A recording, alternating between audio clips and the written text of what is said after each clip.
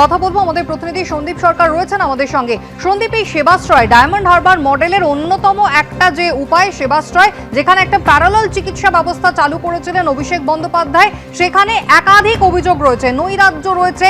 যাদের অসুখ করেনি তাদেরকে পর্যন্ত বাধ্য করা হতো এই সেবাশ্রয়ের ক্যাম্পে গিয়ে লাইন দিতে, এমনটা অভিযোগ তারা করেছেন। যে প্রচুর পরিমাণ ওষুধ সেদিন উদ্ধার হয়েছিল, মূলত সেই ওষুধগুলো কি ধরনের ওষুধ ছিল, এবার কি অভিযোগ দায়ের? দেখো, তার মধ্যে বিভিন্ন ধরনের ওষুধ ছিল এবং বিপুল পরিমাণ ওষুধ, এত ওষুধ ছিল মাটির তলায় যে সেখানে পেলোডার এনে মাটি সরিয়ে সেই ওষুধ তুলতে হয়েছিল।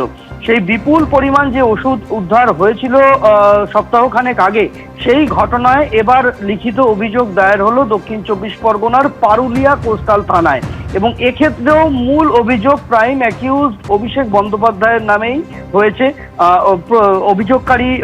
অভিযোগকারী যিনি বিজেপি নেতা অভিজিৎ দাস ববি, তিনি যে অভিযোগ জানিয়েছেন তার মধ্যে সাংসদ অভিষেক ব্যানার্জির নাম রয়েছে, তার আত্মসহায়ক সুমিত রায়ের নাম রয়েছে, অয়ন ঘোষ দস্তিদার অভিষেক বন্দ্যোপাধ্যায়ের আরেক ঘনিষ্ঠ, তার নাম রয়েছে।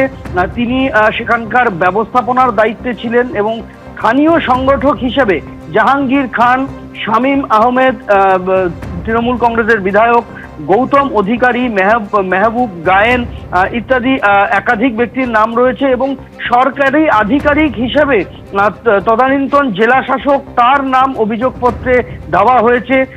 এবং একাধিক স্বাস্থ্য আধিকারিক, মুখ্য স্বাস্থ্য আধিকারিক থেকে শুরু করে ব্লক লেভেলের মেডিকেল অফিসার, তাদের নামে অভিযোগ দায়ের হয়েছে।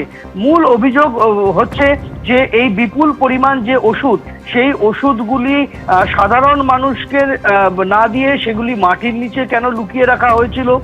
যদি সেগুলো ডেট উত্তীর্ণ হয়ে থাকে, মেয়াদ উত্তীর্ণ হয়ে থাকে, তাহলে তাকে নির্দিষ্ট নিয়ম মেনে কেন ডিসকার্ড করা হয়নি, কেন সেগুলোকে নষ্ট করা হয়নি, কেন সেগুলোকে ওইভাবে মাটি চাপা দেওয়া হয়েছিল?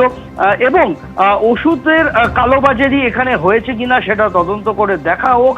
সরকারি স্টক থেকে ওষুধ এখানে এসেছিল কিনা ক্যাম্পে, সেটা দেখা হোক। এবং কোনো নথি জালিয়াতি হয়েছে কিনা সেটা দেখা হোক। প্রমাণ লোপাটের অভিযোগে মামলা রুজু হোক। এবং যে এমআরপি লেখা ছিল ওষুধগুলির গায়ে, সেখানে কোনো কারচুপি করা হয়েছে কিনা তার তদন্ত হোক। এই রকম 1-2 করে একাধিক অভিযোগ আনা হয়েছে। এর আগে আমরা জানি সেবাশ্রয় নিয়ে প্রথমে ডায়মন্ড হারবার থানায় একটি এফআইআর হয়, দ্বিতীয়টি এফআইআর হয়েছিল দক্ষিণ চব্বিশ পরগনার আরেকটি থানায় এলাকায়, সেটাও সেবাশ্রয় নিয়ে বিষ্ণুপুর থানা এলাকায়। এবার যে তৃতীয় অভিযোগটি দায়ের হলো তা পারুলিয়া কোস্টাল থানায়, যদিও এখনো পুলিশ অফিসিয়ালি এফআইআর রুজু করেনি, অভিযোগ জমা পড়েছে গতকাল রাতে।